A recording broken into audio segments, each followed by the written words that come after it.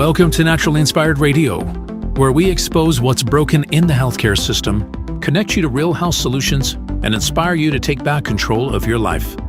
We want to help you feel empowered, informed, and free to live naturally without fear, confusion, or dependency.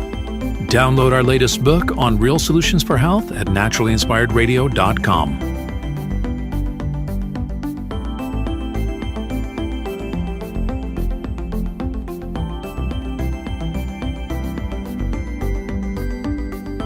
Naturally Inspired Radio is a nationally syndicated show broadcast on over 100 radio stations, online platforms, video channels, and podcast feeds.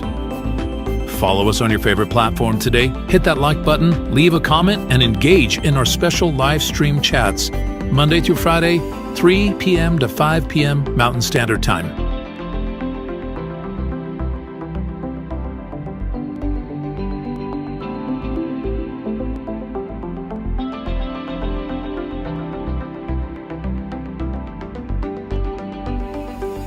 Visit naturallyinspiredradio.com to learn more, register for our weekly giveaway, and explore past episodes. You can also connect directly with Tammy, follow her on all major social media platforms, and discover more about our featured guests and trusted radio partners.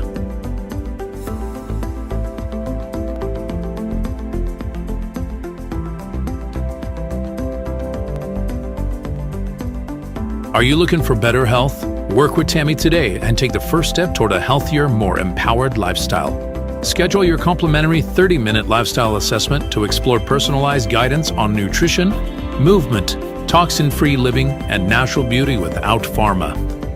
Get started now and discover Tammy's preferred health products at naturallyinspiredstore.com or text Tammy directly 720-303-8868.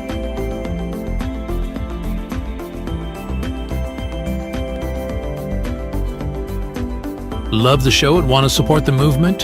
Head over to naturallyinspiredradio.com and click on the support tab. There you'll find all the ways you can get involved. Join our Naturally Inspired community, become a preferred customer, attend one of our amazing live events, get your backstage pass for exclusive access, and connect to all things naturally inspired. Thank you for tuning in today. Now sit back, relax, and enjoy the show. The information and other content provided on this radio show or in any linked materials is provided for informational purposes only, not intended and should not be construed as medical advice. It is not a substitute for professional medical advice, diagnosis, or treatment.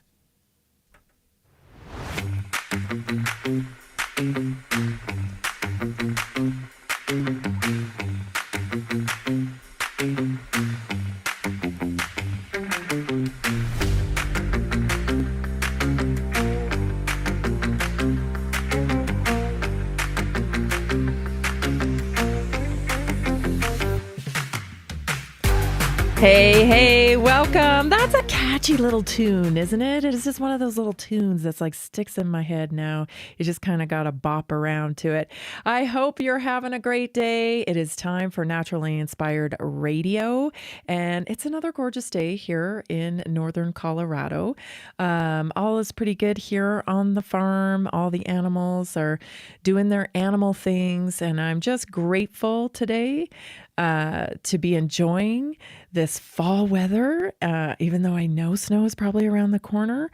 I just feel like if I practice more gratitude for the weather and for the sunshine, maybe, just maybe, it won't show up for a while because I'm loving it. I'm out in a t-shirt. It's November, people. It's November and I'm out in a t-shirt. And even I was wearing shorts when I was working out today. Like it's incredible. So I'm just loving it. I hope you're having a great week. I've got some fun stuff to talk about today. I got a lot of fun stuff to talk about. Elon has, showed up on stage somewhere, and there's a lot of interesting little comments that he's dropped. And I kind of want to dive into them and my thoughts on them. So that's going to be an interesting topic. Let me tell you some very interesting statements. I was kind of trying to put all the pieces together while I was listening to him. and had some thoughts. And I thought, oh, yeah, that's exactly what I want to talk about today. Again, just an observer, right? I'm just an observer trying to, put the pieces together here. And maybe there's some, interesting way that we as Americans can shape the coming future. It doesn't have to be all doom and gloom. It's important, to keep trying to keep the wheels spinning to see how we can shape our culture coming. I know it feels like a lot coming down on us, and so much is changing. And I felt a little lighter today for some reason. And so I want to bring that to you as well. So let's get started anyway. I want to bring up this clip of Elon. Like I said, he's got a lot of promises, a lot of interesting promises, a lot of interesting comments. Here's the first one. If you say, like, in the long term, where will things end up? Long term, I don't know what long term is. Maybe it's 10, 20 years, something like that. For me, that's long term. My prediction is that work will be optional. Optional. So We'll take that. yeah, I mean, it'll be like playing sports or a video game or something like that. If you want to work, in the same way, like you can go to the store and just buy some vegetables, or you could grow vegetables in your backyard. It's much harder to grow vegetables in your backyard, but some people still do it because they like growing vegetables. That will be what work is like, optional. Now, between now and then, there's actually a lot of work to get to that point. Mm-hmm. I always recommend people read Ian Banks' culture books to get a sense for what a probable positive AI future is like. And interestingly, in those books, money doesn't exist. It's kind of interesting. And my guess is, if you go out long enough, assuming there's a continued improvement in AI and robotics, which seems likely, the money will stop being relevant at some point in the future. Now, there will still be constraints on power, like electricity and mass. The fundamental physics elements will still be constraints, but I think at some point,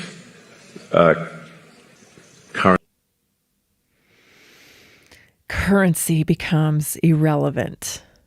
I have a lot of thoughts about this. I mean, did you hear people clapping, first of all? Clapping for no work, This is the result of a society that has been led astray and confused about work. I have to think about the words that I delivered on my son's graduation day. His graduation day, it was, just coming out of COVID, and we homeschooled. But he was in a outside group, and they facilitated the graduation ceremony. So it was like a hybrid model that I did with these community classes type of thing, and a pod of sorts. I forget I don't know why, but I can't remember what the program was called.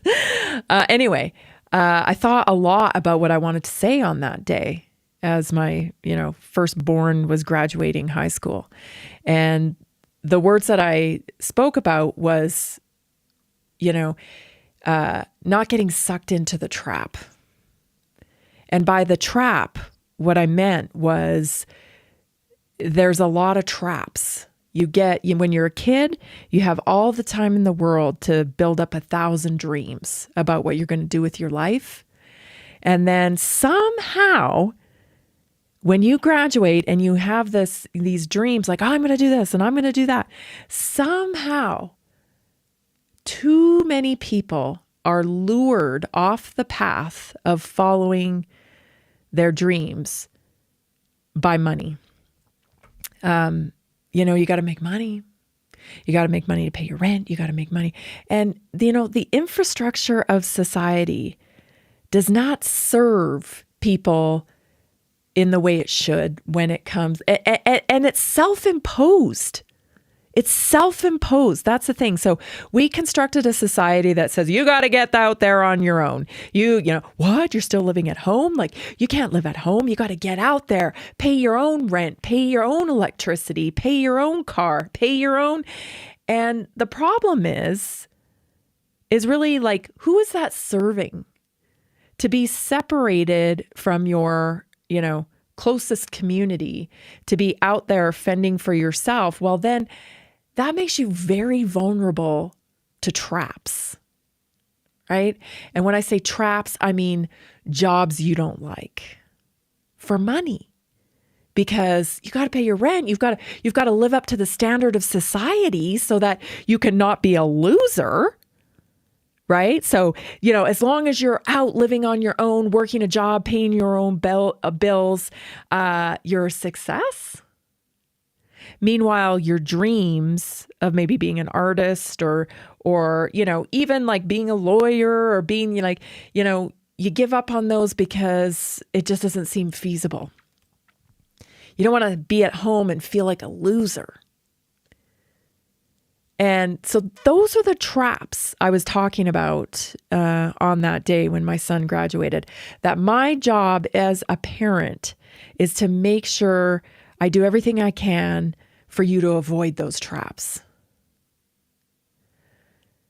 Who cares if you live at home?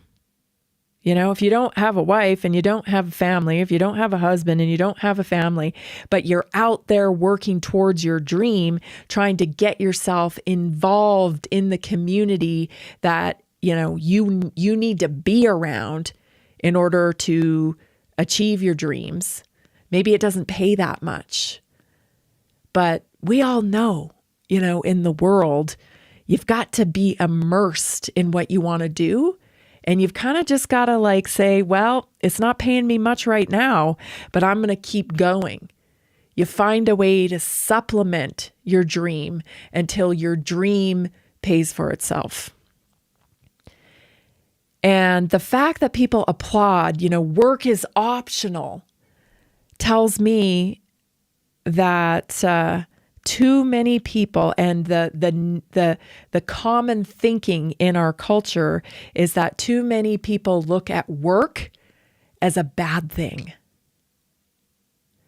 And let me tell you, if you don't have a purpose and you don't have any work in your life, how are you going to grow? How are you going to grow? How are you going to feel successful? How are you going to, how are you not just going to sit back and eat yourself into oblivion? I mean, talk about, I know I've brought this movie up many times on this show, but the movie WALL-E, right? When I took my kids to see WALL-E, I sat there after it ended for a moment and I was just like, oh no, I could totally see this happening. I could totally see this happening. And years later, here we are. And if you're applauding for no work, then I would say, man, you got to find a purpose. Go back to your dreams. Go back to what you were thinking about when you were a kid that excited you, and start pursuing it. It was Noah Harari, that little guy. He's the one that said, I don't know what we're going to do with the population. We're probably going to have to medicate them, give them video games or something to keep them busy. Do you remember when he said that? Essentially, that's what Elon's describing here. He's painting it at a much better light. But the reality is that humans need purpose. And when you don't have purpose, you tend to overindulge, right? And I was talking to somebody a few months back, I think it was, and they're like, well, people will just travel. People will live their best life. And I'm going, what planet are you living on? You really think that the way this new society is set up. I had this visual today, and I thought of it like this. It's like we have these people on one side of the spectrum, and then we have one group on one side of the spectrum and another group on the other side of the spectrum, and it's like they're holding on to a blanket, and each group is pulling it to one side and then back to the other side and back to the other side. They're negotiating who's going to have more of the blanket. And this essentially is the AI race. Stay tuned. We'll be right back. This is Naturally Inspired Radio. Did you know that a single collagen supplement could support your heart health, help protect against EMF exposure, and reduce inflammation all at the same time? Our preferred foundational collagen not only supports radiant skin and joint mobility, but also promotes heart health, reduces inflammation, strengthens hair and nails, provides added protection against the effects of EMF exposure, and so much more. Our favorite collagen is super absorbable and easy to take. Just 1 tablespoon in the morning and another in the evening for maximum benefits. Here's what our listeners have to say. This collagen is so easy to take, I've noticed a huge difference in my hair and nails after just a few weeks. Since I started using Tammy's preferred collagen, my joints feel more flexible and my skin looks smoother. Try it today at naturalinspiredradio.com/collagen. When you purchase from Naturally Inspired, you get access to our group health coaching call and so much more. Go to naturalinspiredradio.com/collagen.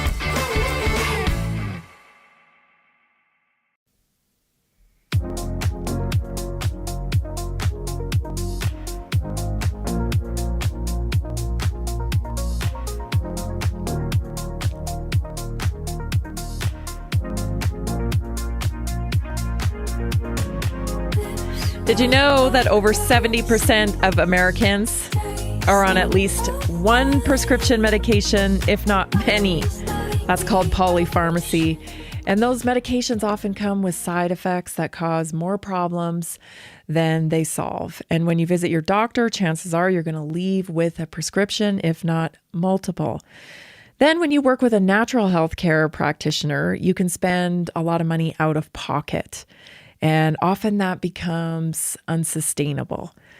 That's why I created Naturally Inspired Health Community, a place where you can get health coaching, guidance, and community support for free just by purchasing the same products that I use in my home and on my body. I personally recommend them. I personally vetted them. I love them. When you spend just $50, okay, on products you're buying anyway. You know, everybody seems to be buying wellness products these days. We all understand the value of them. So when you spend $50 with Naturally Inspired, what happens is you get a membership on our partner website. You get a membership that enables you to buy all the products at 15% discount off retail. You get free or flat rate shipping. You get loyalty points that you can apply towards free product.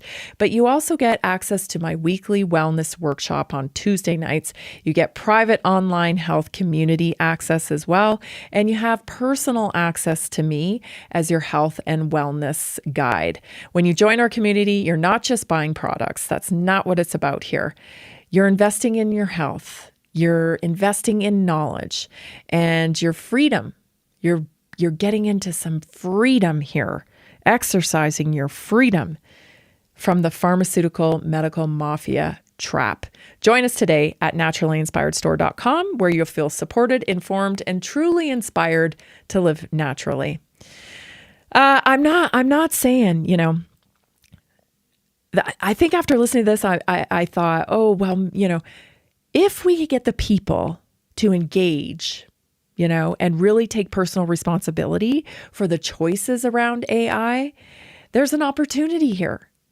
You know, there's an opportunity here, but it's naive to think, okay? I'm saying this nicely, but it's very naive to think that you're going to be able to sit at home, travel the world, and just have the government put checks in your bank account. I mean, come on. Come on. Hello. You think that's going to happen without some kind of exchange? It's not going to, Okay. So we have opportunity here, but we need, like, this is a whole new world. He's talking about the end of currency, right? The end of money, but it's not really the end of money. And we know that because it's actually a shift into where currency will be more based on like carbon credits and how much energy you're consuming will be the new kind of currency. Because we all know energy is the hot commodity here, right? It's what everybody's talking about. We played Peter Diamandis's Moonshots podcast yesterday. Like, it's all about energy, you guys. They're not going to allow you to suck up all the energy and spend all this free money while they're trying to develop AI into this massive thing. You get what I'm saying here? So there'll definitely need to be an exchange. And I'm not saying that's one way or the other. I'm just telling you point blank. There's going to be an exchange. Okay? Let's check out the next clip because this one's interesting too. Here it is. Elon.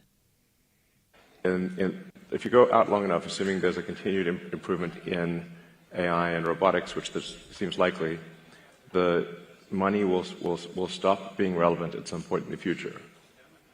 Now, there will still be constraints on power, like electricity and mass. The fundamental physics elements will still be constraints. But I think at some point, currency becomes irrelevant. Jensen, any thoughts? By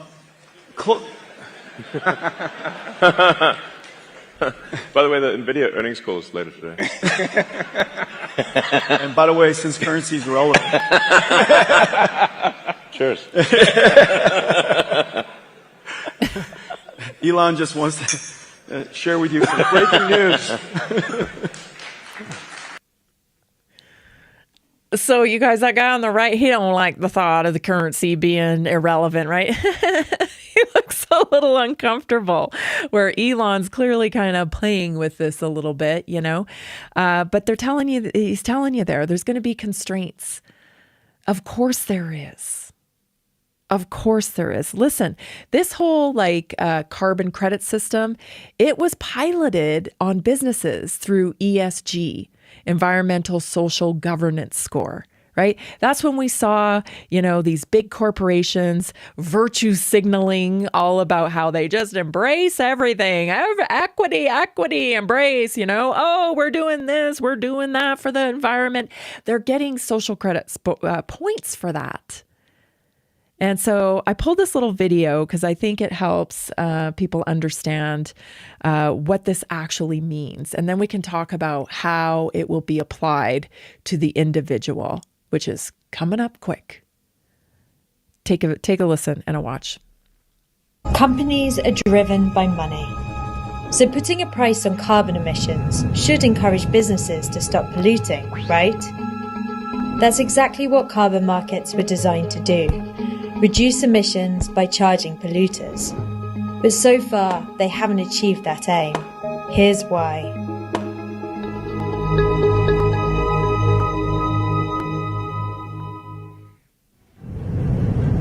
Towards the end of the 1980s, America had a problem. For years, its power stations had been emitting large amounts of sulfur dioxide, which was falling back to Earth as acid rain, causing harm to plants, aquatic animals, and infrastructure. But there was no incentive for the power plants to stop emitting sulfur dioxide. Weather warnings and acid rain alert is in effect. So in 1990, the American government launched an experiment, passing a law to force polluters to pay for their emissions by establishing a new kind of market, governed by a system called cap and trade. 8 years later, acid rain levels over large regions in Eastern America have fallen by 20%, and a new way of cutting emissions was born. In 1997, the International Climate Change Treaty, known as the Kyoto Protocol, suggested applying the concept of cap and trade to carbon. In the years that followed, different countries and regions set up their own carbon markets. Many of these use cap and trade, and this is how it works. A government sets a cap on the amount of CO2 that can be emitted by an industry. It splits the cap into permits and either gives or sells these permits to firms. If a company doesn't use up all of its allowance, it can sell what it doesn't need. If it needs more permits, it can buy them from those with spares. Each year, the cap gets stricter, and the shrinking pool of permits gets more expensive. The genius of cap and trade systems, when they're done properly, is that they both use a stick and a carrot. That gives them an incentive to innovate, to get cleaner and cleaner. It provides that carrot for innovation, and that trading mechanism, the magic of the market, unleashes those animals. Now apply that to the individual, right? So in the business, they can pull back their carbon footprint, right? And receive benefit for doing that. Listen, this is why the climate cult is so pushed upon us and propagandized, and it's repeated, and it's climate cult, and they own the science, right? The climate change science is owned. The YouTube thing on the bottom says, if you even mention climate in terms of anything that goes against the climate cult tenets, you're going to get flagged. Because you know what? We could all decide today that buttons were the new currency. And all we really need is for people to buy into that idea. And that's precisely what they're doing with the climate cult. You've got to buy into the idea of net zero, that carbon is the new currency, and put value on it. Because if you don't, then the whole new economic system doesn't work. It doesn't work. And see, what they're trying to do is get off of the petrodollar, right? They're trying to, get over to the carbon dollar. And I think when I talked about that blanket, as a visual, like one side is pulling over here, we're going the climate way, this is the way. And then we have this other side over here that's kind of pulling back on it. And this other side maybe isn't so invested in the climate cult agenda because that's not where their investments are. Their investments are maybe in, real estate and more tangible assets, where this side is, all invested in the future of carbon. Now, they're talking about the fact that a company, right? But then a company can purchase other carbon credits from another company who has some excess of carbon credits to sell to them, right? But think about that on the individual level. How are you going to cut your carbon credits? You're going to get allotted a certain amount of carbon credits. You're going to need to spend those credits on food. Do you think possibly all this money that's being promised to us may come in the form of carbon credits? It's possible. I'm not saying it will. I'm saying it's possible because there's definitely a movement here, right? Elon's telling you in the future, currency will be irrelevant. You're going to be bartering with the amount of energy that you take up, the space you take up, the air you breathe, the water you consume, the land you stand on. It's a whole new world, people. I'm trying to wrap my brain around it. Oh, how will that work? It's very enticing, I think, if you don't understand the agenda behind it. No work, free money? Heck yeah! There's always a catch. Stay tuned. Did you know 80% of beef consumed in the U.S. comes from 4 major corporations, much of it being imported or processed with additives? Want real beef from a real farm?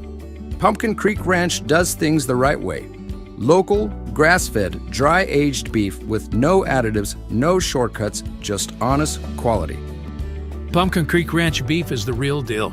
I love knowing exactly where my meat comes from. No additives, no nonsense, just honest quality beef. Best beef I've ever had. You can taste the difference. Rich, tender, and packed with real flavor. Plus, supporting a local ranch makes it even better. From pasture to plate, they raise their cattle with care so you can get rich, natural flavor that only real ranching can provide. Stock your freezer with premium beef you can trust. Visit pumpkincreekranchco.com or call 970-658-0176.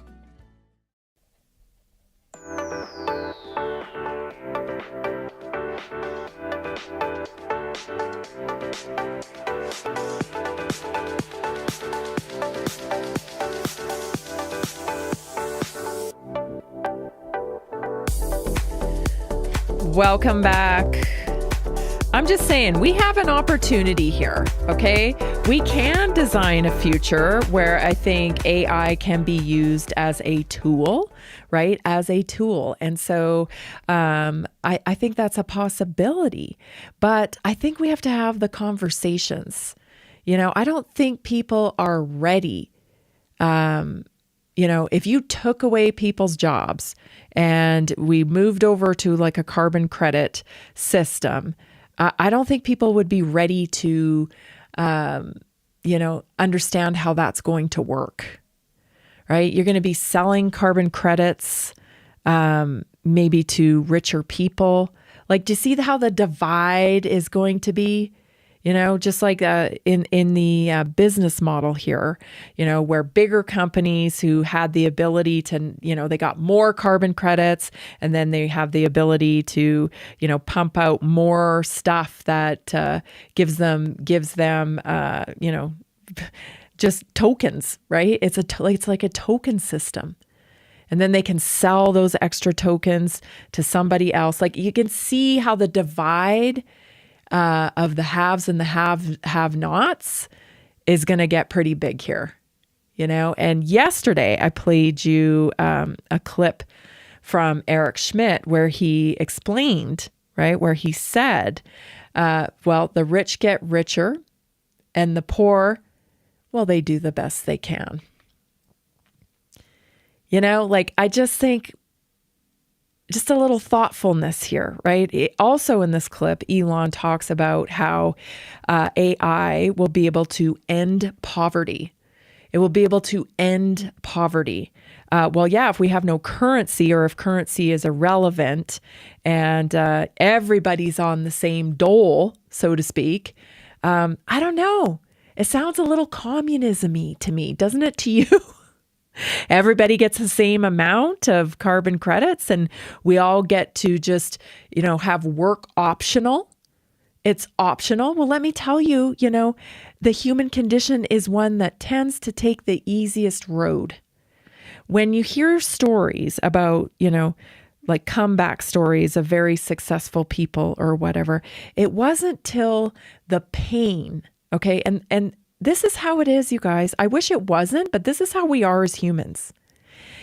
Once the pain gets greater than the pain of doing what you need to do to create the change that you're wanting, that you're needing, until that pain becomes greater, there's no change. Okay, so to put this into context, let's see, like, you know, a lot of times people will eat cheeseburgers, they will eat French fries, they will drink Coca-Cola until they have a heart attack. And then when they have a heart attack, it's like, holy man, okay, they just turn everything around and there's a great deal of gratitude, but it wasn't till that day, you know, the pain. So if you can sit around and eat cheeseburgers and fries and drink Coke and all that stuff, and not really feel enough pain, then there's no change. That's typical of the human condition. because the thought of having to clean up your diet, exercise, get organized, right? Because that's a variable people don't talk about a lot is organization when it comes to health. You have to get a little bit more organized to live a healthy lifestyle because the society we live in isn't set up for convenience when it comes to health. It's not about healthy convenience. It's about healthy profits, fast food, right? They are preying on your vulnerability because you didn't plan. And I hear it all the time. Well, I didn't really want to eat that, but there was nothing else there. So I know that that's what happens. Okay. And so that's how we are as humans. We have to experience pain, and that pain has to be greater than the pain of doing the work. Right? That's when, okay, now I'll go back and do the work that's less painful because I don't want to experience this heart attack again. That's the truth. I mean, decades and decades of research on habits. I mean, I've read all the books, you guys. This is how it is. So you may think, oh, when all of a sudden, when this free money comes in and nobody's working, that everybody's suddenly going to do everything they want. No, I mean, 76% of the population right now has a chronic illness.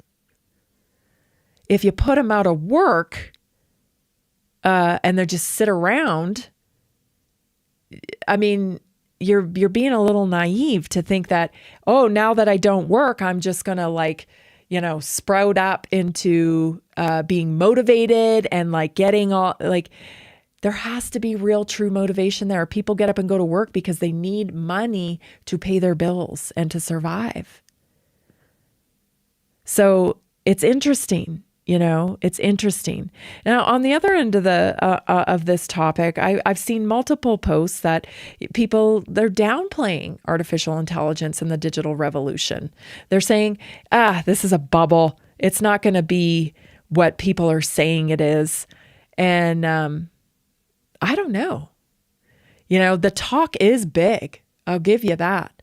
But there's a lot of people talking that have spent a lot of their lives working on AI.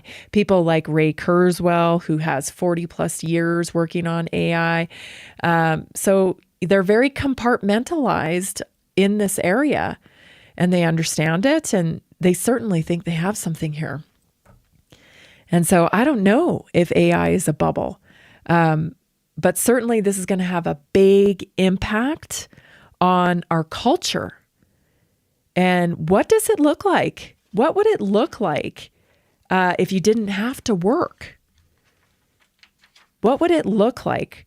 I think we should start asking ourselves that, and implementing that now, though. What is work? Can you swap out work for purpose? Is there some greater vision that you have that you could be working on? And that's where we should have been in the first place. Hard to explain this, but I almost see the pharmaceutical model unrolling in technology, meaning the pharmaceutical model doesn't solve root cause, right? It doesn't solve root cause. It's a Band-Aid. It's a cover-up. It's a signal stopper. Right? The body is signaling communication to you that something's wrong, and pharma covers it up. Well, I see the same pattern here with AI. We have a societal problem when it comes to work, when it comes to purpose. People are not fulfilled in their work for the most part. A very small demographic of people in this country are fulfilled and love their work. And most people got stuck in that trap, right? They made decisions. I got to get out and work and make my car payment. I got to get out and pay my rent. I got to, keep the electricity on. And then, life kind of happens.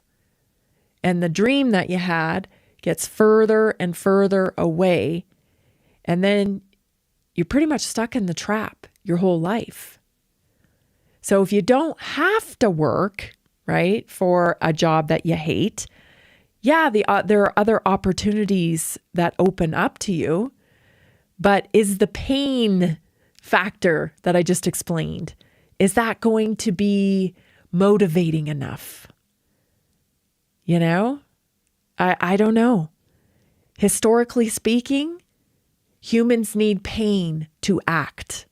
It's the same reason why so many people are now waking up to so much, right? Because there's pain. COVID was pain.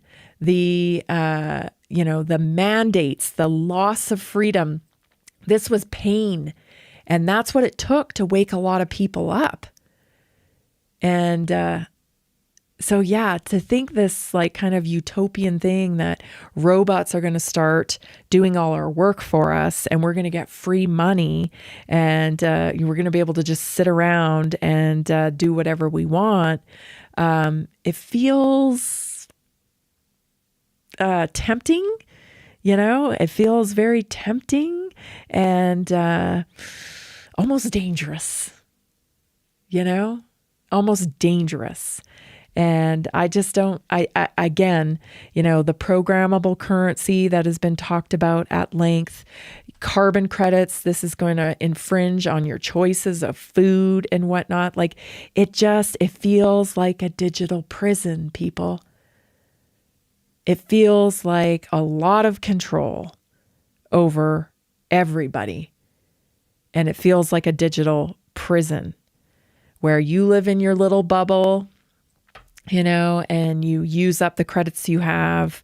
You sell your credits to the rich because you need your credits for, you know, existing. So yeah, a very interesting concept here with the carbon credits. I don't think what Elon is talking about here is truly what we will realize. But I do think, like I said at the beginning, that I think this is an opportunity. You know, I think it's an opportunity to reshape society and get to a place where we start working for purpose. That's why I've been talking about the higher faculties as much as I have, because I truly believe when you tap into your higher faculties, well, your purpose becomes a lot clearer. First of all, your purpose becomes a whole lot clearer when you're attuned to your higher faculties. You get the message a little clearer. You dial it in a little clearer, and you can start to pursue it.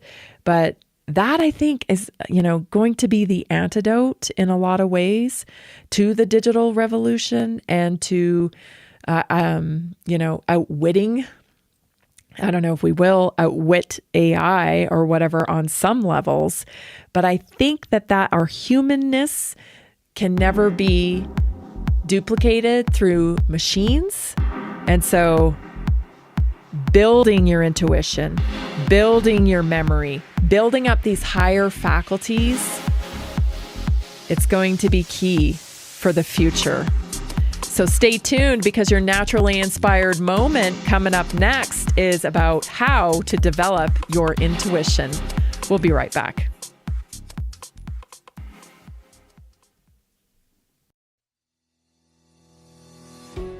Did you know that nearly 70% of Americans struggle with their health every single day? That's why we are reaching out to health professionals and to anyone who simply has a heart for helping people. Right now, there's an opportunity to make a real difference in people's lives while building a flexible income stream for yourself. Whether you're already working in health, wellness, or just passionate about seeing people thrive, we want to connect with you and introduce you to our system. Together, we can provide real solutions that empower people to take control of their health and create lasting impact. If you've been looking for a way to combine purpose with income, this is it. Visit simplehealthincome.com or text 720-764-7448. That's simplehealthincome.com or text 720-764-7448. We look forward to working with you.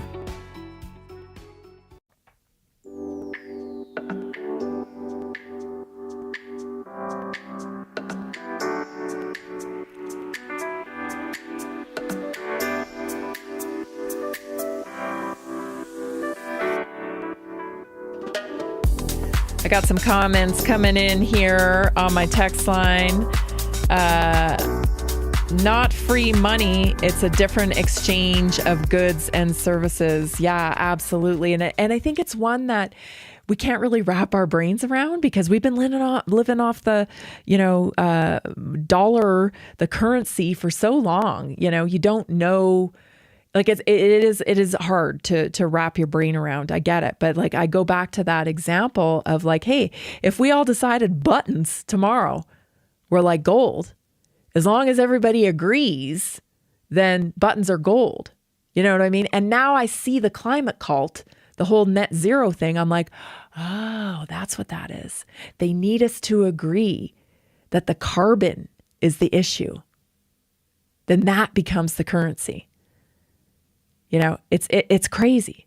It's really kind of crazy because we have a whole slew of scientists that are like, what are you talking about? This is insane. That's not how it is. But if we can get enough people to believe it, then it will become the new currency, or worse yet, if they force it through regulation and mandating, right? And law. I don't know. It's just crazy. Anyway, let's get to our naturally inspired moment today because it's a really good one. I just love talking about intuition because it's been a part of my life, I think, as long as I can remember. I mean, as long as I didn't even know I was using it. There were things I just knew, I just know, like you know, and I didn't even have a name for it. As little as I can remember, like 5 years old, I practiced intuition and used it every day and have used it every day. But I didn't know what it was called. It was just one of these higher faculties. And a lot of people think, well, how do you develop intuition? Are you just born with it? No, you do develop it. It's like a pattern of thinking. So we all have intuition. It's the quiet inner knowing that nudges us this way or that way. Sometimes it warns us. Sometimes it guides us and whispers truth before logic ever catches up. But in a world of noise and urgency and fast and distraction galore, many of us have forgotten how to hear it. And I especially think that's true because this week I've been talking about making space. And when I say making space, what I'm talking about here is like the input, the avalanche of input that we consume on a daily basis. It's taking up all the space in our minds. And without space in our minds, we have difficulty creating. We have difficulty regulating our nervous system. We have difficulty being a critical thinker. I mean, it makes perfect sense. There's just no space. I mean, 15-second TikTok videos, sell, scroll. There's never a lack of information, ever. So it's very noisy. And many of us have forgotten how to hear and tap into our intuition. Intuition doesn't disappear, though. That's the good news. It just kind of gets buried. Right? So the good news with intention, it can be strengthened again. So here are 5 strategies to help you reconnect with your intuition. Number 1, slow down. Slow down enough to actually feel, right? Intuition speaks softly. When life is cluttered, when you're rushing, when you're scrolling, when you're multitasking, which by the way is not a thing, or constant stimulation from whatever input you're being, that's being pushed upon you, intuition just gets drowned out. You've also, I think, been conditioned not to trust it because other people would they would prefer to tell you what to do. So you don't have to think. And there's also a relief of responsibility when you give agency over to someone else to do your thinking for you. You don't have to be responsible then for the outcomes. You can always blame someone else. So you have to really work to tap into it. You got to create small moments of slowness, stillness in the morning or at night, even a quiet walk during the day, or a simple breathing deeply before reacting. Even slowing down the cadence of your sentences. This begins to slow the mind down. Number 2, tune into your sensations, not just your thoughts. Your body often knows before your mind understands. Let me tell you, working with the hundreds of people that I have worked with over the years, I know immediately when I present something to them, if it resonates with them or not. Like I'm a detective asking questions, and it's almost like in their tone of voice or in their face, there's signaling coming from them. And that helps guide me as we kind of go through the detective process when it comes to root cause of health issues. You know, you just ask questions. You're like, so, you know, are you tired at this time or whatever? Do you think you're tired because of this? Nah, I don't think that's it. Okay, well, what about this? Oh. Funny you would bring that up.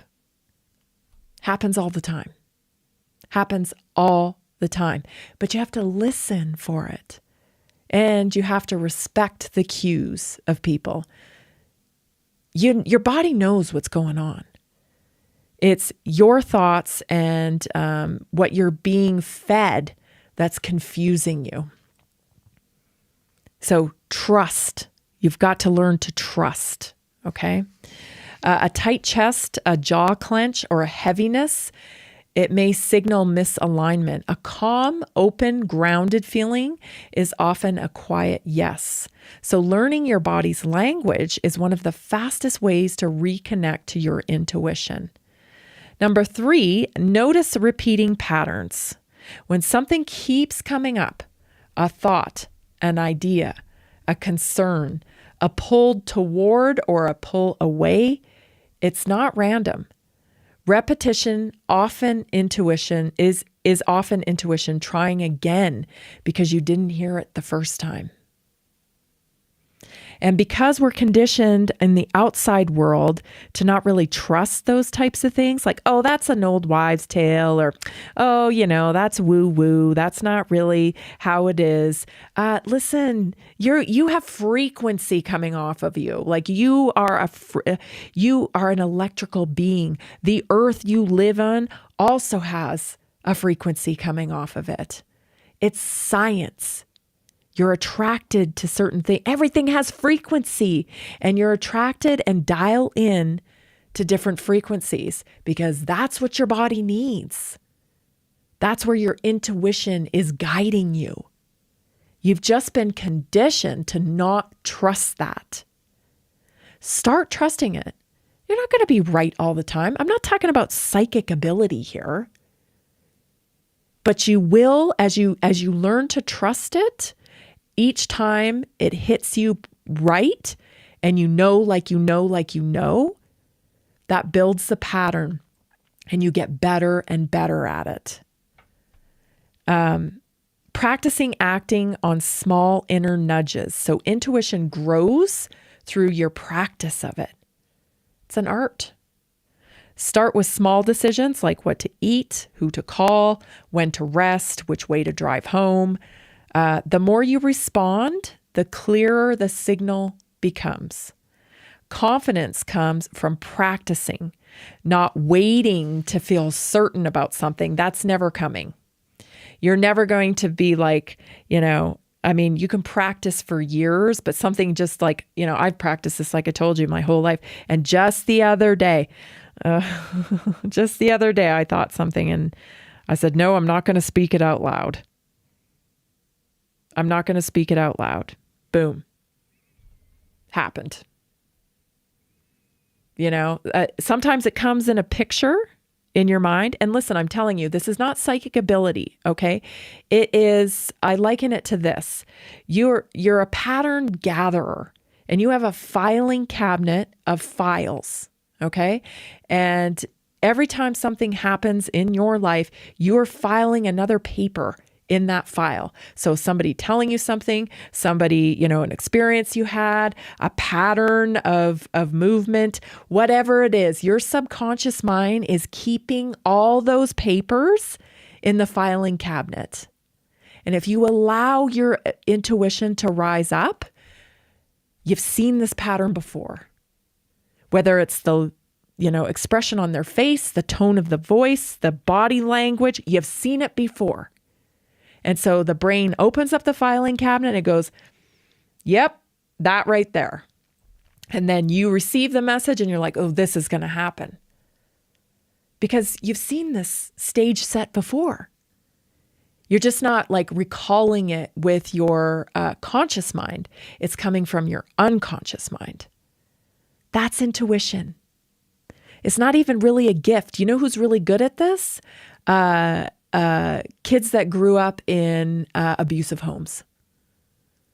Because when you grow up in a rough home like that, you are on high alert from a very young age, and you're looking for patterns. You're looking for tones of voices. You're looking for noises, and you're just filling your files full of papers because you're trying to mitigate abuse or, conflict or yelling, screaming, arguments, whatever. You're always trying to mitigate that.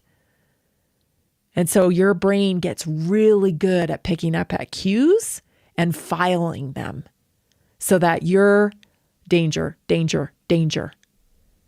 That's not like psychic ability. It's pattern recognition and it's survival. When you're little, it's survival. And when you grow up and you recognize that this is actually a skill set of good that you acquired because of your childhood, well, then you can start to understand, oh, that's where that's coming from. And you can expand on it and be open to it. Ask questions, then be willing to listen. So instead of forcing answers like, oh, maybe it's this or that, what feels aligned, right? Try asking what feels aligned. Okay. Because you'll feel it. It's like a lock and a key. I don't know. It's hard to explain, but I'm sure many of you that experience this know exactly what I'm talking about. It's like a lock and a key. When you're aligned with a decision, when you're aligned with something, it just fits right in there and you know it. What feels true? You're talking to somebody, you're just like, man, I've seen a liar or two in my life and man, this pattern is just like, it's here. I see it. If fear wasn't making the choice, what would you choose? That's the conditioning, right? That's the outside conditioning, especially in the medical model. They'll make you feel the allopathic medical model runs on urgency. You have no time. You have no time. This is what you have to do. I've seen this a million times. This is what we do here. This is the protocol. Go, go, go, go, go, go, go. What does that do? It amps up fear. And then you're not able to fit the lock, the key in the lock, and really align with your decisions. Only you know what's best for your body. Trust. Pause today before making one decision and ask yourself, is this coming from fear or is this coming from my true alignment? Stay tuned, everybody. We'll be right back. Are you ready to stay informed and inspired 24/7? Tune in to Naturally Inspired Radio anytime, anywhere. Visit naturallyinspiredradio.com or for the best mobile experience, download the Simple Radio app. Search for Naturally Inspired Radio. Save it to your favorites and click on the graphic to listen instantly. Catch live broadcasts, revisit past shows, dive into long-form podcast conversations, and discover rare, censored presentations by leading health experts.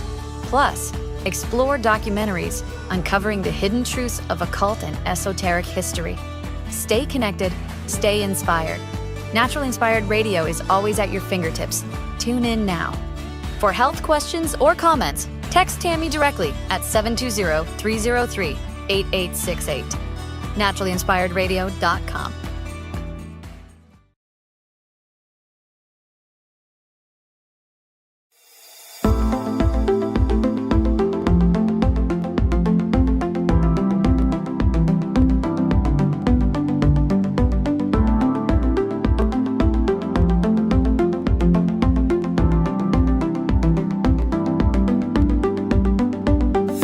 Welcome to Naturally Inspired Radio, where we expose what's broken in the healthcare system, connect you to real health solutions, and inspire you to take back control of your life. We want to help you feel empowered, informed, and free to live naturally without fear, confusion, or dependency.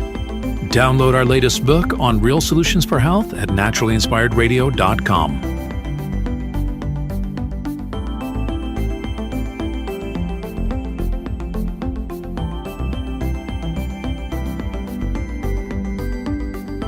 Naturally Inspired Radio is a nationally syndicated show broadcast on over 100 radio stations, online platforms, video channels, and podcast feeds.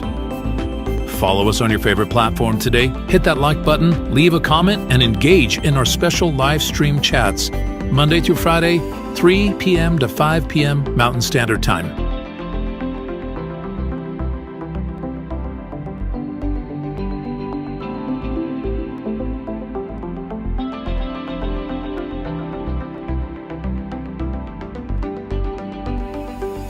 Visit naturallyinspiredradio.com to learn more, register for our weekly giveaway, and explore past episodes. You can also connect directly with Tammy, follow her on all major social media platforms, and discover more about our featured guests and trusted radio partners.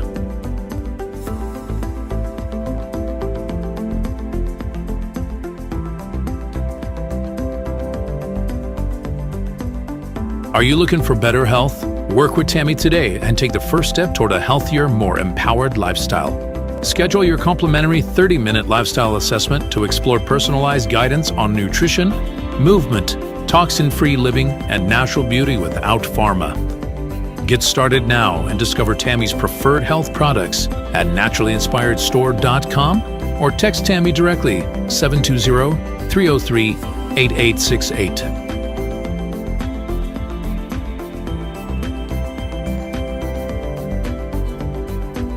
Love the show and want to support the movement?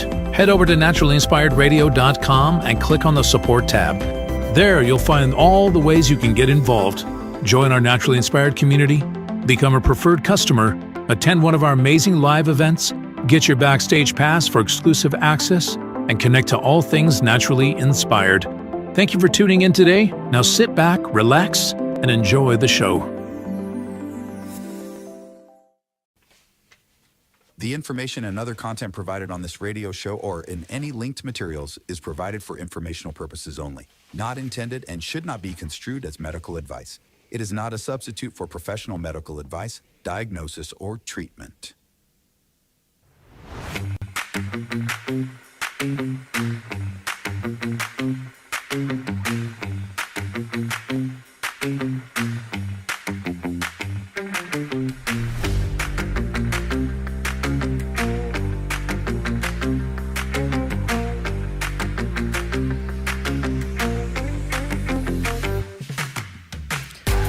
Welcome back. This is Naturally Inspired Radio, and you are entering into the second hour. My time with you goes by so incredibly fast. I know I can talk. It's a good thing that I talk for a living because I drive everybody around me nuts, I'm sure. But you got to get this stuff off your chest, and I'm so grateful that I have this platform to get this stuff on my chest. I tell you, I'm just an analog girl living in a digital world, trying to make it through and trying not to freak out because our whole world is changing. It feels like our whole world is changing, right? And it's changing fast. And I'm concerned. There's a lot of people that are saying, hey, I don't even want to have grandkids. I don't want to do this. I don't want to do that. I just don't, I'm so uncertain about the future. It scares me, but I don't know. Yeah, uncertainty is scary. But here's the thing. If we can come together, and we can start having conversations about how we want to design the future, and more people understand what's at stake here, it could change. It could change. The trajectory could change if people really understand what's at stake here. Anyway, so we've been talking about Elon's comments today about how robots are going to end poverty and, there's not going to be currency in the future and we're not going to have to work in the future and whatnot. And it's all very interesting. But I I think we just have to, just see it for what it is. There's no free lunch, right? So how do we negotiate this? I got a lot to cover in this second hour, so I want to make sure you know about the Naturally Inspired community, because Brian from Oklahoma shared this. He struggled with cravings and afternoon crashes for years, and I taught him how to stabilize his blood sugar naturally, and it changed everything for him. He's lost 20 pounds. He has steady energy. His sleep has never been better. You've got to practice sleep hygiene. And so I want to invite you into the Naturally Inspired community where you can get real results. You can try it today. You'll get a 90-day plan from me. You'll get priority access to my text line. You get VIP access to our weekly wellness workshops. This last Tuesday, this past one, we've been talking about neuro-linguistic programming. We talked about how our words really matter and that we have these scripts in our mind that control our actions. So it was kind of an introduction to NLP. It was a good one. And so if that sounds like something you'd benefit from, schedule your free health and lifestyle assessment at naturallyinspiredstore.com. If you have questions about any of this, just text me 720-303-8868. That's naturallyinspiredstore.com, where you can connect to real solutions for health. Okay, let's get into some news here, because this is going to go fast, because at the bottom of the hour, Gabe Doe is joining us from Good Brew, and we're going to be talking about some awesome discoveries on gut health. So you want to stay tuned for that. There's a bombshell story. Okay. Aaron Siri, if you're familiar with him, he is a lawyer, and he's been litigating vaccine safety for a very long time, affiliated with Children's Health Defense. And I think even the High Wire, actually, and his own organization is ICANN, I believe. So anyway, Aaron Siri, great lawyer, knows this stuff inside and out. I mean, he had to depose the godfather of vaccines, Stanley Plotton. That was something to watch. Anyway, my point is he knows his stuff, okay? Nobody knows more than Aaron Siri on this topic. So he tweeted today, bombshell, the CDC has updated its autism and vaccine page to start telling the truth, including the claim vaccines do not cause autism is not an evidence-based claim because studies have not ruled out the possibility that infant vaccines cause autism. Studies supporting a link have been ignored by health authorities. Scientific studies have not ruled out the possibility that infant vaccines contribute to the development of autism. However, this statement has historically been disseminated by the CDC and other federal health agencies within HHS to prevent vaccine hesitancy. Multiple reports from HHS and the National Academy of Sciences have consistently concluded that there are still no studies that support this specific claim that the infant vaccines DTaP, Hep B, HIB, IPV, and PCV do not cause autism, and hence the CDC was in violation of the Data Quality Act when it claimed vaccines do not cause autism. I told you it was coming. Step by step by step. This is quite incredible, really. And here is a video, actually, of a guy that has conducted independent study. So take a listen to this. My name is Matthew Cormier. I'm an independent researcher, and my paper is being published in the Journal of Independent Medicine. The title of my paper is Vaccine-Induced Viral Reactivation and Autism Spectrum Disorder, a review, hypothesis, and implications. The focus of my paper is a review of existing research on the role common viral infections have in the development of autism spectrum disorder, as well as a review of existing research on vaccines acting as a catalyst for viral reactivation. My research presents a novel hypothesis that vaccines may trigger autism by reactivating latent viral infections children are already carrying. This potential link hasn't been addressed or covered by any of the other experts in the field. I believe my research is groundbreaking. I'm really grateful to the Independent Medical Alliance and the Journal of Independent Medicine for publishing my research, especially given its controversial nature.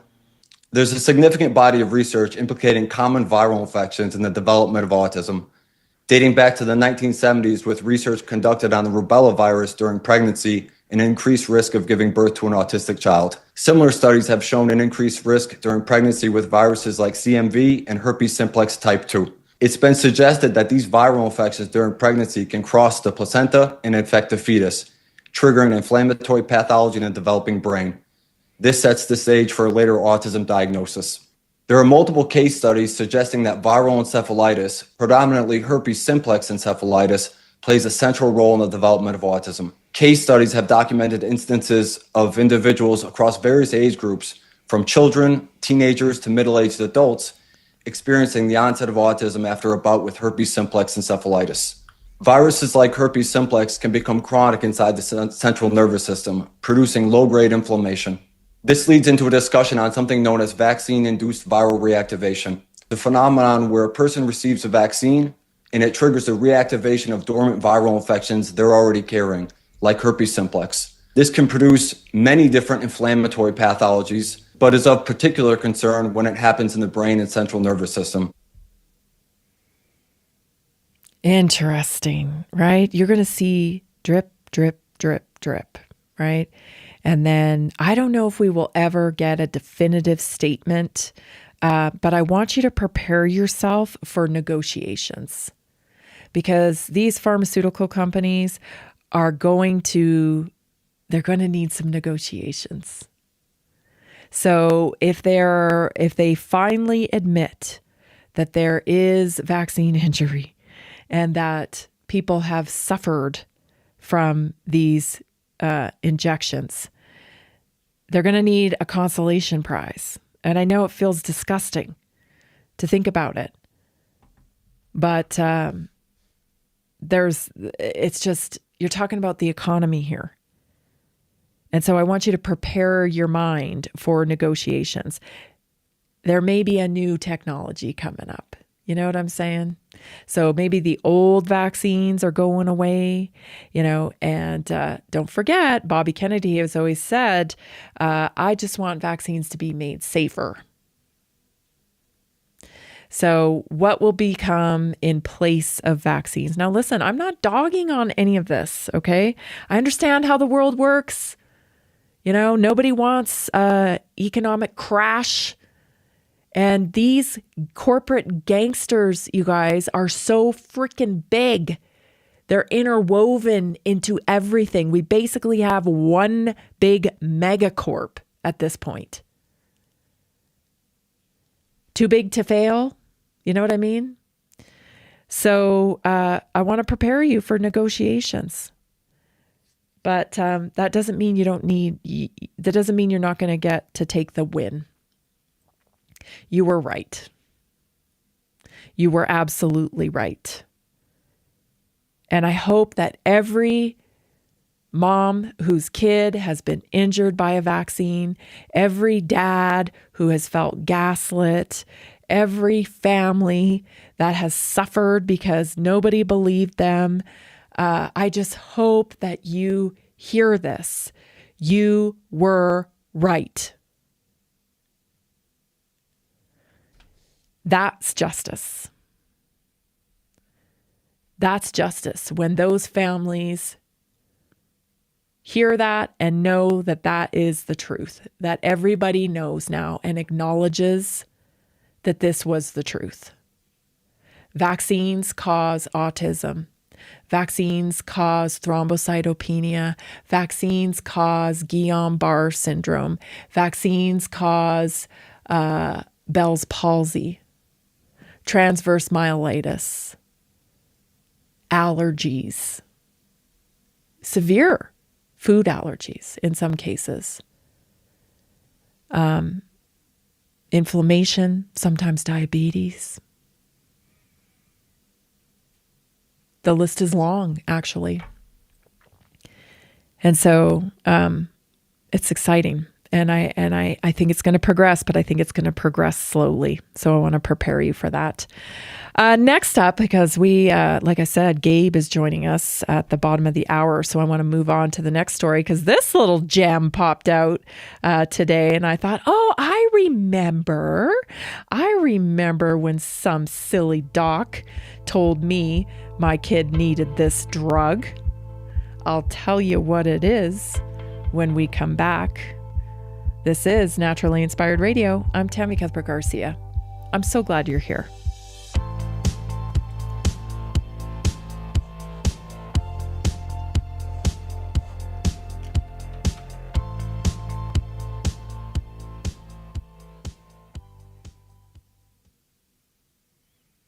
Did you know that a single collagen supplement could support your heart health, help protect against EMF exposure, and reduce inflammation all at the same time? Our preferred foundational collagen not only supports radiant skin and joint mobility, but also promotes heart health, reduces inflammation, strengthens hair and nails, provides added protection against the effects of EMF exposure, and so much more. Our favorite collagen is super absorbable and easy to take. Just 1 tablespoon in the morning and another in the evening for maximum benefits. Here's what our listeners have to say. This collagen is so easy to take, I've noticed a huge difference in my hair and nails after just a few weeks. Since I started using Tammy's preferred collagen, my joints feel more flexible and my skin looks smoother. Try it today at naturalinspiredradio.com/collagen. When you purchase from Naturally Inspired, you get access to our group health coaching call and so much more. Go to naturalinspiredradio.com/collagen.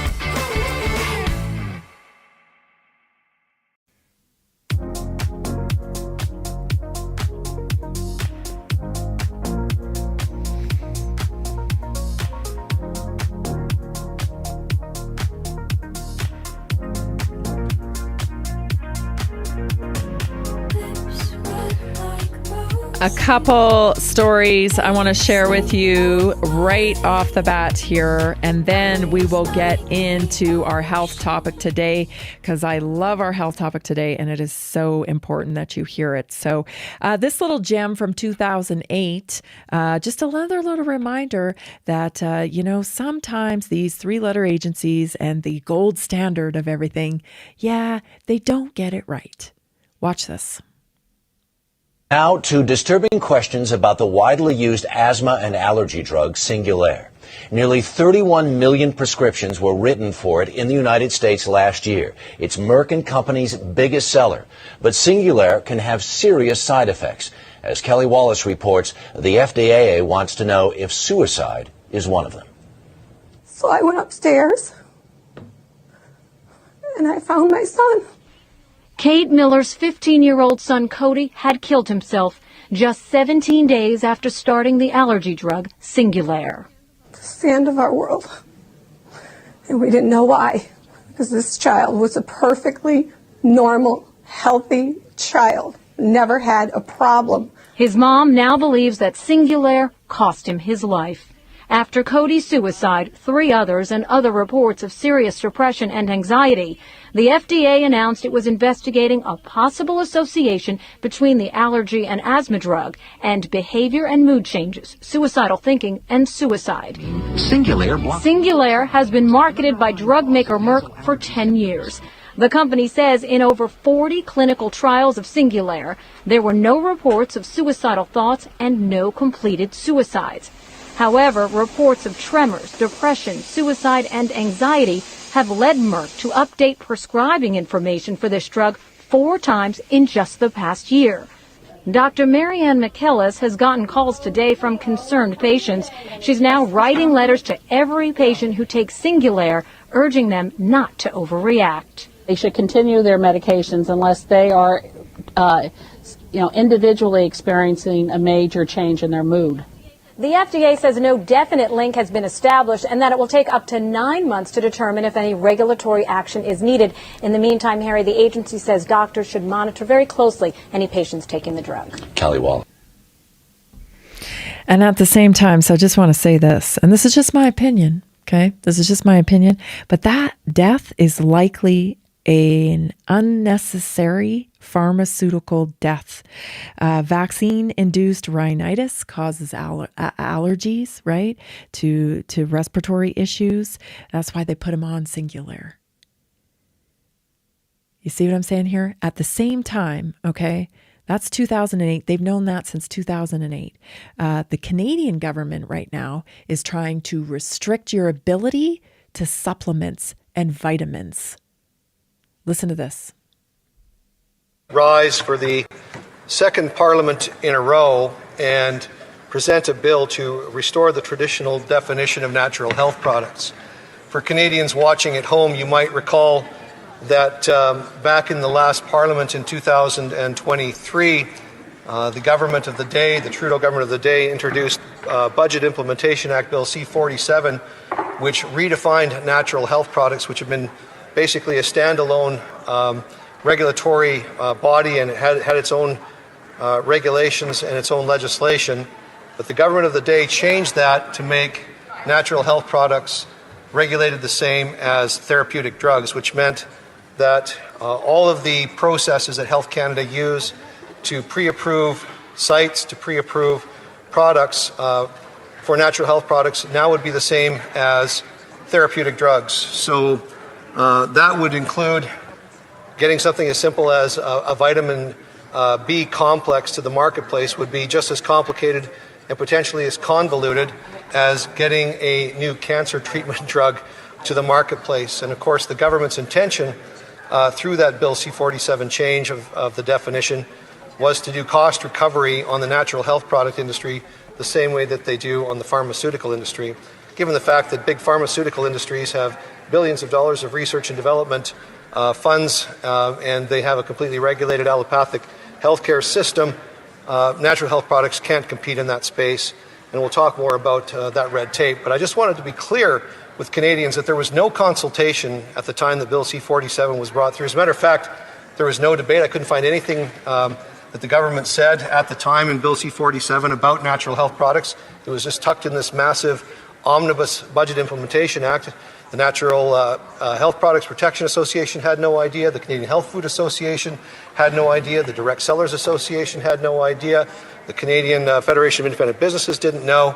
So this was all done. It was a plan hatched in a back room where Health Canada officials, I'm assuming, basically duped the Minister of the day, Mark Holland, into putting this into the budget implementation. And it created a firestorm of activity. For parliamentarians that were here in the last parliament, you'll remember that various campaigns were initiated by Canadians across the country, whether it's the Natural Health Products Protection Association, the Canadian Health Food Association, Save Our Supplements campaigns. MPs were, I have a stack of cards, Madam Speaker, and I think you probably do as well, that was at least 2 feet high in my office from concerned Canadians. And I'll just... Yeah, because 70% of Canadians use vitamins and minerals and supplementation. And let me just tell you this, okay? My kid was offered Singulair. They offered that, and I said, no, thank you. And what I did is I researched, and I put my kid on things like quercetin and vitamin C and omegas, and I used lavender in his room, and I cleaned up his diet, and I got him outside, and I used all these different strategies to help bring my kid's body back to a healthy place after he was injured by a medical intervention. And I just showed you a clip where a kid died because of that medication. And they want to restrict your right to be able to use vitamins and minerals, what your body needs to fix deficiency. This is you got to stand up for this. Already, I found out today that my particular line of products that I partner with is available in Canada, but methylated vitamins are not permitted through my company in Canada because of Canadian regulation. You can't buy methylated vitamins from my company because of the Canadian regulation on it. They deem it too potent. And so it's got to be pharmaceutical grade, and it's a lot harder to get. You've got to have a certain endorsement to be able to sell methylated vitamins in Canada. They've already clamped down on it. Talk about losing your freedom. You have no control over what you put in your own body. You got to go see the white coat to be able to take some vitamin C. That's where you're headed. Anyway, let's get to the health topic because this is a good one. Today, I'm talking about the amygdala and how the amygdala impacts the nervous system. The amygdala is a small little almond-shaped structure in the brain responsible for emotional processing, especially fear, danger, and threat detection. So think of it as your body's alarm system. When the amygdala senses something stressful, real, or even imagined, it signals the nervous system to shift into fight, flight, or freeze. Here's what triggers it, okay? Here's what triggers when this happens. Increased heart rate, faster breathing, muscle tension, stress hormone, cortisol, and adrenaline, suppressed digestion, reduced immune response. Even if the threat is just a thought, the amygdala reacts the same way as if there were physical danger. That's why worry, chronic stress, trauma patterns, and rumination can dysregulate your nervous system over time. So a calm amygdala supports emotional balance, better sleep, improved decision-making, lower anxiety, a more regulated vagus nerve response, a healthier stress response overall, okay? Very important. A calm amygdala helps your nervous system stay responsive instead of reactive. So supplements, they can help support your amygdala and your brain chemistry. So regulation becomes easier instead of a battle. If you're in a battle with your nervous system, the worst thing you can do is fight against it. Again, your nervous system, you're triggered, you're acting, you're reacting in a way you don't feel like you have as much control over your nervous system. It happens, especially when we get into perimenopause and menopause phase and men hit about 50. You're just depleted. And so you don't respond. Your nervous system is not at your command like it used to be. If you can relate to this, here's what you need to know. The amygdala is designed to protect you. Its job is to scan for danger and respond quickly, even before the conscious mind has time to think. But when the stress load becomes too high for too long, the amygdala can shift from protection mode into hyper-reactive mode, meaning it begins firing alarms even when the body is not in danger. This is called amygdala dysfunction, and there are several things that can trigger it. Chronic stress, okay? Big one. When the body is under repeated pressure, busy schedules, emotional strain, lack of rest, the amygdala becomes sensitized and it gets stuck on high alert, scanning constantly for threats, even small ones. 2, trauma or unresolved experiences cause this condition. Emotional trauma, especially early in life, can condition the amygdala to associate neutral situations with danger. This includes childhood neglect, medical trauma, relational trauma, or even sudden shock events. 3, nervous system dysregulation. When the nervous system spends too much time in fight or flight or freeze, the amygdala strengthens its alarm pathways and weakens the pathways responsible for calm, logic, and emotional regulation. Lack of safety, of predictability. The amygdala is wired to seek safety. Environments with instability, whether emotional, relational, financial, or physical, can cause heightened activation. Also, nutrient deficiencies. Neurotransmitters like serotonin, dopamine, and GABA help keep the amygdala balanced. Low levels of key nutrients, especially B vitamins, magnesium, omega-3s, polyphenols even, can reduce the brain's ability to shut off the alarm response. Poor sleep or circadian rhythm, those people that work night shift. Sleep restores the emotional centers of the brain. Lack of deep sleep makes the amygdala 40% more reactive the next day. I have some suggestions for you. You want to get some MindWorks, some Mood Lift Complex, some B Complex.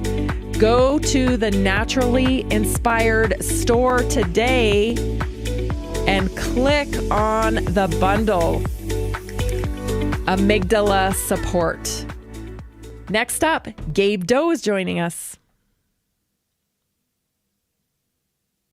Did you know 80% of beef consumed in the U.S. comes from 4 major corporations, much of it being imported or processed with additives? Want real beef from a real farm? Pumpkin Creek Ranch does things the right way. Local, grass-fed, dry-aged beef with no additives, no shortcuts, just honest quality. Pumpkin Creek Ranch beef is the real deal. I love knowing exactly where my meat comes from. No additives, no nonsense, just honest quality beef. Best beef I've ever had. You can taste the difference. Rich, tender, and packed with real flavor. Plus, supporting a local ranch makes it even better. From pasture to plate, they raise their cattle with care, so you can get rich, natural flavor that only real ranching can provide. Stock your freezer with premium beef you can trust. Visit pumpkincreekranchco.com or call 970-658-0176.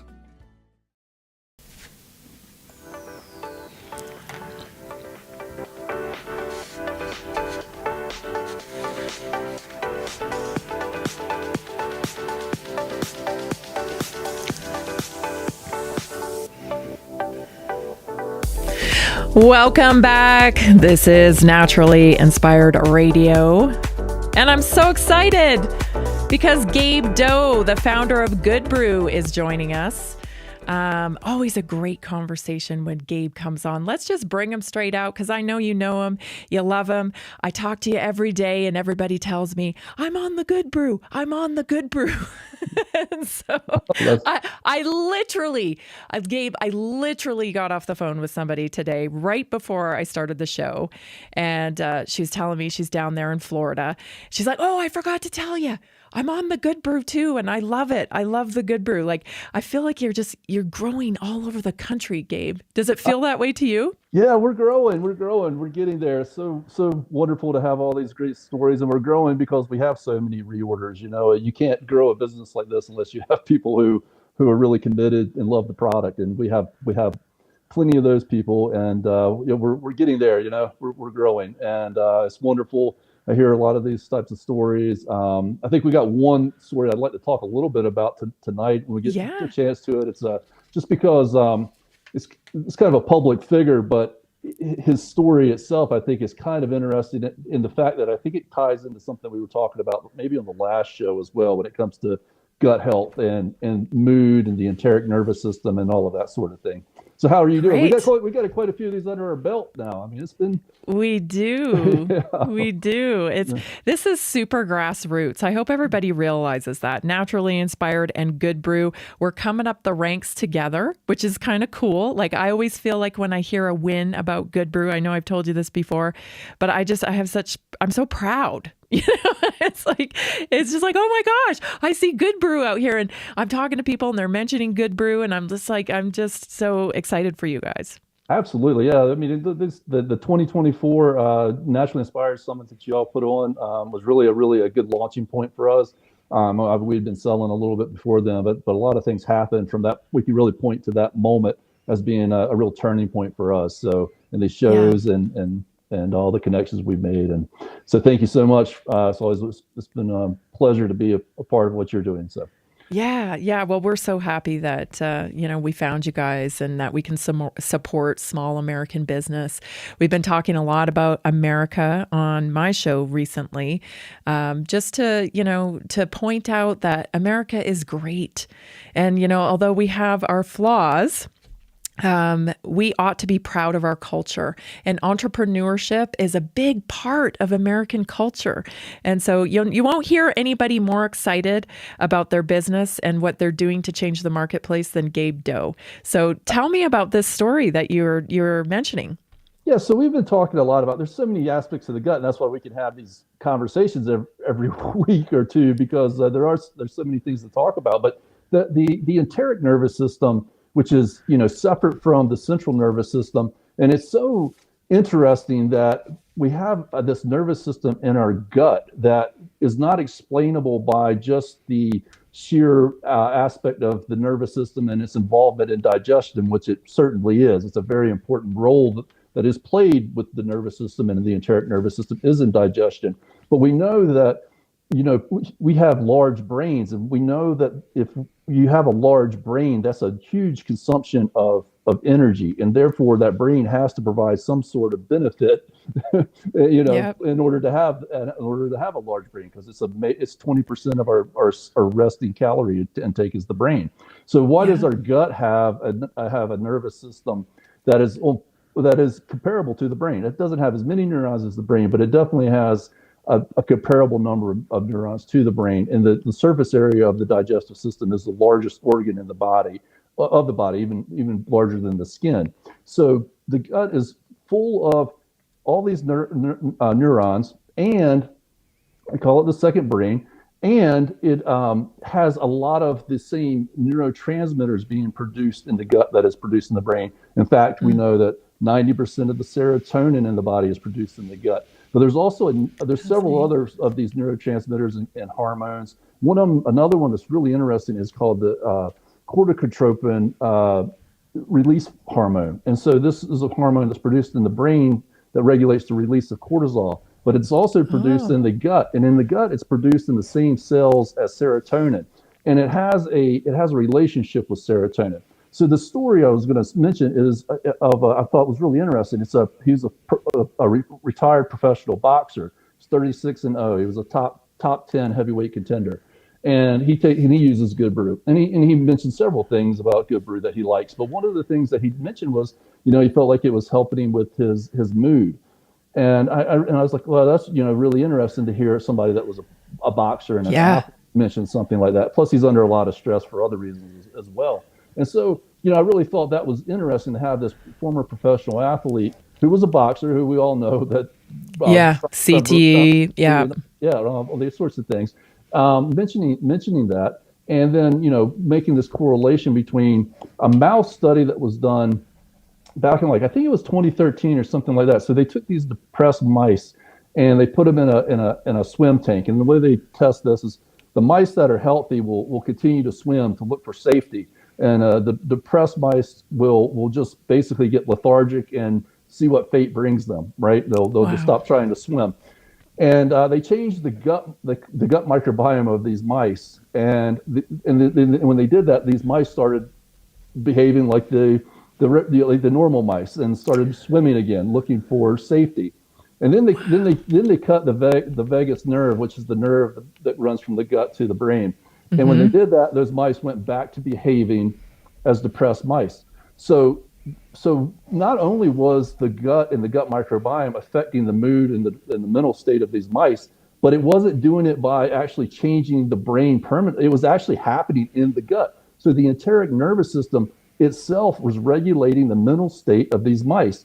And that serotonin and cortisone are related to so many things, but it's this imbalance, things like, appetite and stuff like that, but obviously mood, depression, but also things like memory. So another factor, because we talked about PTSD in relationship to the gut and the studies that the military had been doing, and the military was looking at this idea that, or it's kind of getting proven now because they're showing that PTSD can be mitigated somewhat by gut health, but also the fact that the gut and the state of the gut at the time of the exposure to trauma might be the difference between one person develops PTSD and another one doesn't. Well, it happens to be that this what? Right, really? Yes, in this corticotropin release hormone is now known to affect the brain's ability, or the body, because we know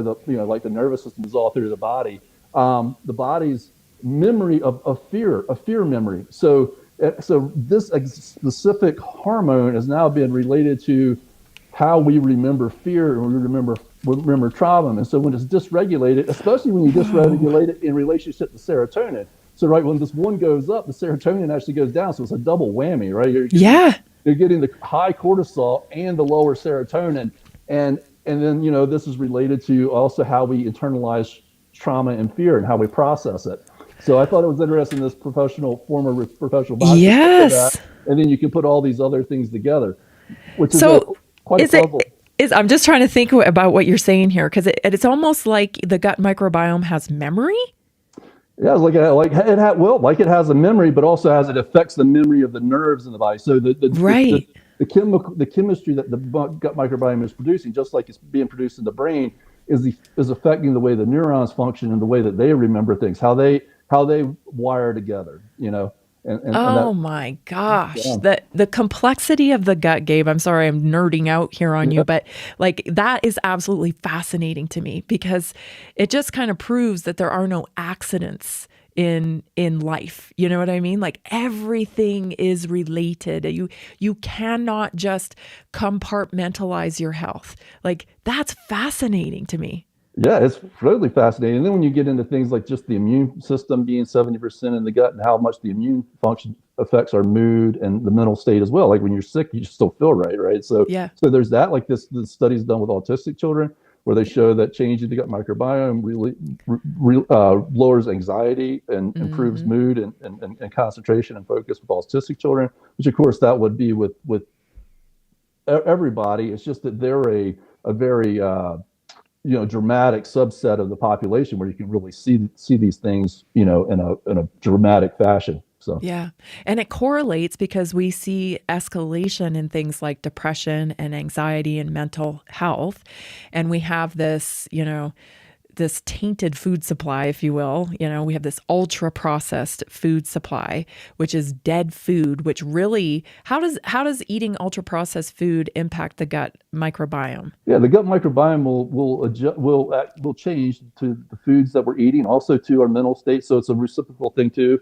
When we're depressed or anxious, we produce certain chemicals that then start to also affect the microbiome. The foods that we eat will shift the microbiome. It'll shift what the microbiome wants to feed on is a good, natural fiber, prebiotic, or resistant starch. So like we use in Good Brew, we use an organic inulin fiber. That's what the gut microbiome wants to feed on. And those metabolites that the microbiome produces, like the short chain fatty acids and those things that help keep the gut healthy, also helps to produce the right kinds of energy sources that the cells in the body want to use. If we shift that and we start feeding it other things, well, you're going to get different microbes that want to feed on these new food sources, and they're going to produce metabolites that are really supporting our health and even negating our health. Actually, it's not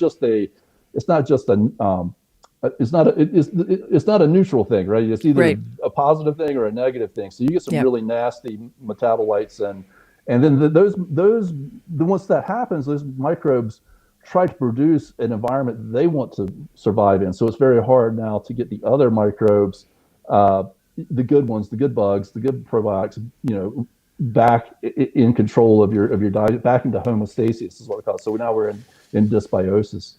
Yeah.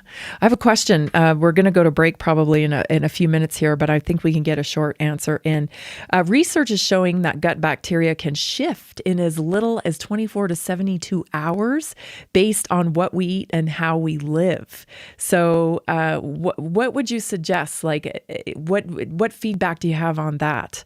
Does it matter where we live and how that impacts? Does that impact our gut microbiome? Yeah, well, yes. So the gut microbiome is as unique to each individual as your thumbprint is, but it also is family. You can see it in families. You can see it in towns. They can. It's kind of like if you draw a map of the population, you'll be able to kind of see where the microbiome is similar geographically and that sort of thing. So yes, where we live will make a difference. But but at the same time, it's what you eat.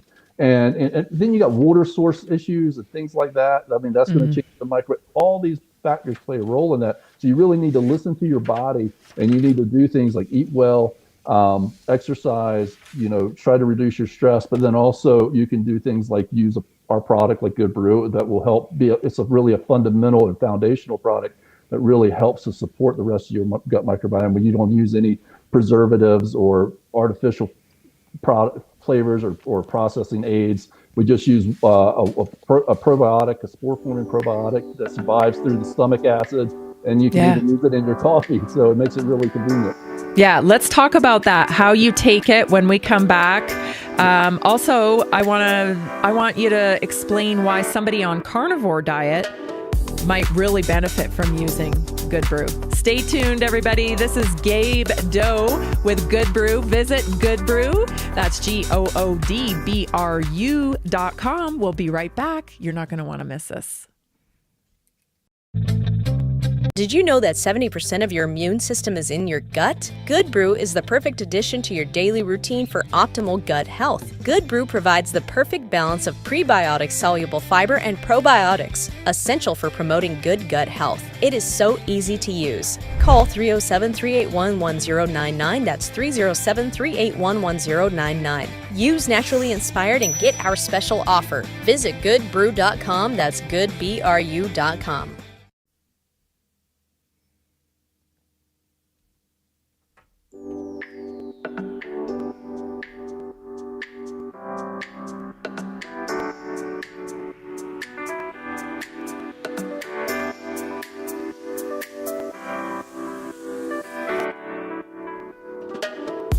Welcome back, everybody. We're chatting with Gabe Doe from Good Brew. I'm nerding out here on this science. He's talking about how your gut microbiome impacts your mood. It's like this really like a two-way synergistic relationship that our brain has with our gut. And even the microgut biome has its own little intricate system inside the gut that it's just, I don't know. It's fascinating to me. There's no mistake in the way that you are made. Gabe, welcome back to Naturally Inspired Radio. I want to dive into a little bit about, let's explain how you take the product, first of all, so everybody knows, and why you guys chose to make it that way. Yeah, well, we just wanted to make a very simple product that works without any preservatives or additives. Many of the fibers that are on the market are not even, I was just talking to somebody yesterday, they're not even the type of fibers that our gut microbiome it really is meant to feed on. So there's wheat dextrin and corn dextrin, some of the biggest soluble fibers on the market that are produced by some of the big pharmaceutical companies. And those companies, they use the cheapest fibers. Then there's some synthetic fibers. That's not what the gut microbiome is really meant to feed on. And it's also actually causing a lot of people issues and that sort of thing. So we made a simple product that has a lot of research behind it, but it's also very easy to use. It survives the stomach acid, which many of the probiotics on the market in capsule form die in the stomach. And because it's a spore-forming probiotic that's found in nature, Bacillus coagulans, it will survive, and hot beverages don't affect it. So you can put it in coffee, and that makes it very easy to use in your daily routine. And then the soluble inulin fiber is the short chain type of inulin that our gut microbiome loves. It's found in nature, and it goes perfectly in coffee. You don't even taste it. So you can also adjust it. So not only by using it as a scoop rather than in a capsule, you get a significant amount of fiber, not just a token amount, but you can also adjust it. And that's very important because that you need to, everybody's different. And we get all kinds, there's a lot of people use one scoop and some people use 2 scoops. Some people even use a little less than that. But what's important is that you start small and then find what works for you, and then just use what works for you. More is not necessarily better. What's right is what makes what works for you. So yeah, I love that. And also I know some people, I know a few people that just take the scoop right in their mouth. Yes, that we have quite a few of those. We have a lot of people with acid reflux. Yes. That it helps them with acid reflux when nothing else has helped them. And that's we can talk about that in the nervous system too, because I got some theories on this in addition to just some general things. But some of the people who have like acid reflux, that sort of thing, they like to just take GERD. They just like to take a scoop of it too.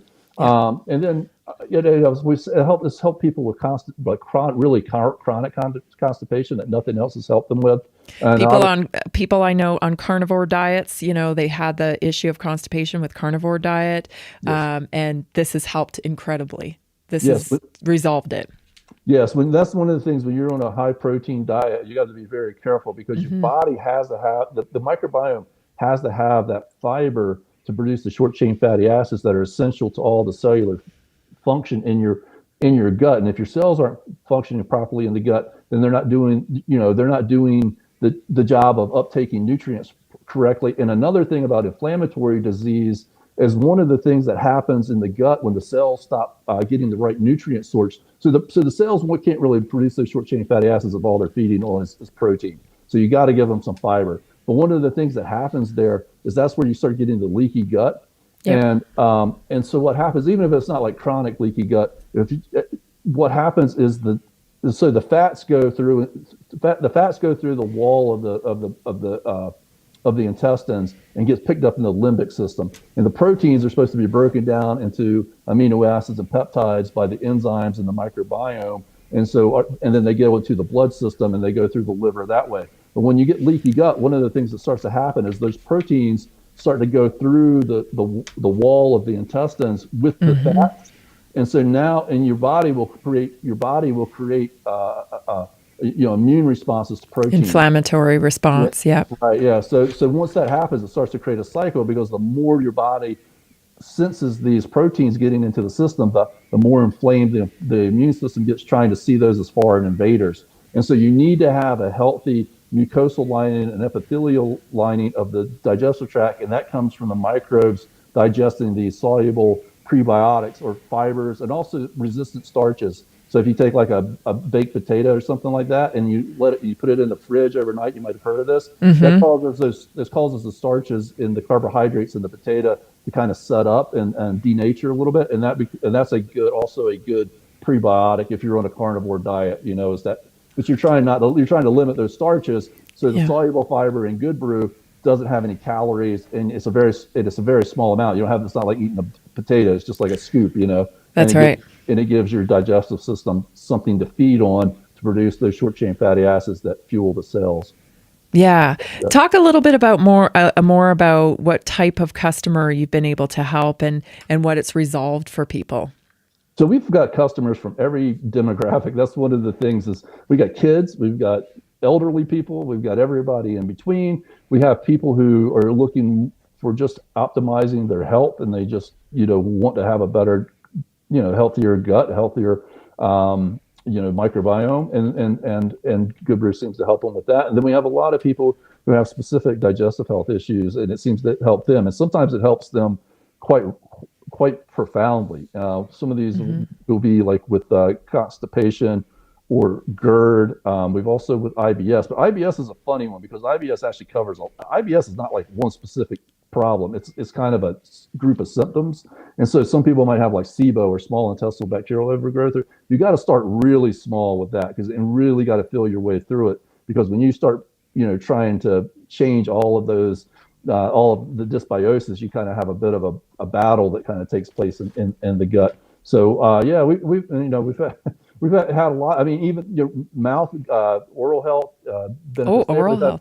Yeah. A lot of people, I think, don't realize that skin issues are correlated to gut health. So things like eczema, psoriasis, dry patches. This is all communication coming from the body, and it directly correlates with gut health.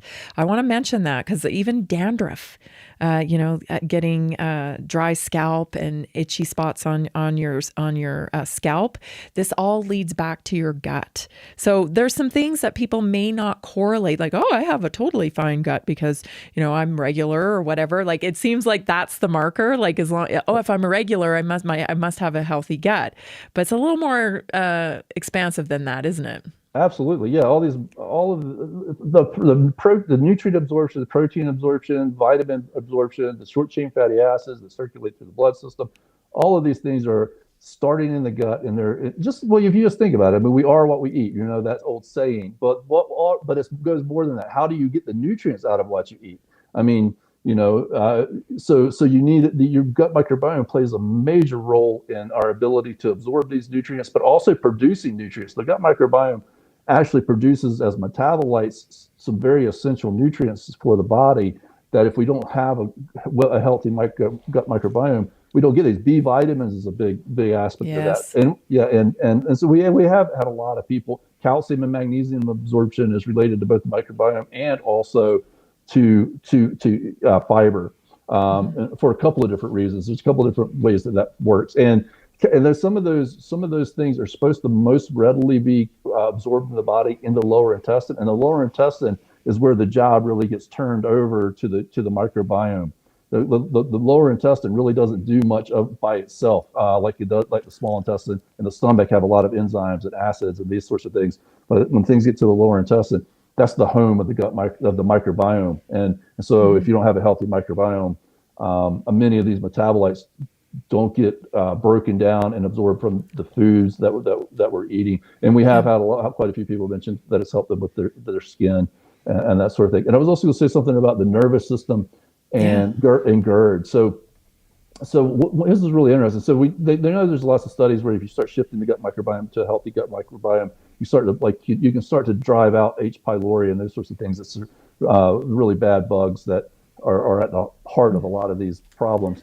Yeah. But the sphincter in the esophagus is controlled by the central nervous system, and so GERD or acid reflux is like when the acid is getting back up through that, through the esophagus, and also bile. It's even really bad for some people. Bile comes all the way up from the small intestine all the way up into the esophagus, and that's where a lot of the carcinomas start is from that bile coming back up and messing with the cells there.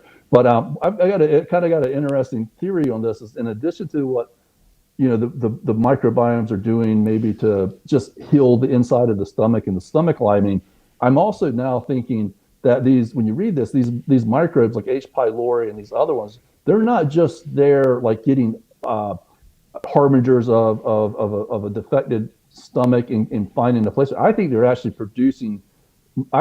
producing signals that are actually telling the nervous system to dysfunction. And because the enteric nervous system and the central nervous system are meeting right there at the esophagus, and they have to communicate. They have to be in balance with one another, right? So when that gets out of balance, that's when the acid reflux occurs. But then it gets more and more chronic. And why does it keep getting more chronic?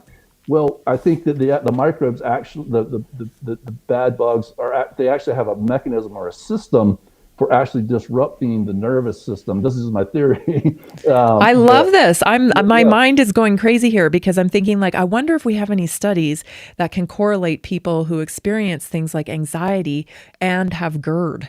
Yeah, because it does. Yeah, stress affects GERD. Stress causes acid reflux. It causes vomit. Vomiting is also something that can be done. Just stress can cause us to vomit. Oh, stress can cause so many things. Diarrhea. If you don't realize that your thoughts impact your physiology, you're missing out on being able to get back to homeostasis.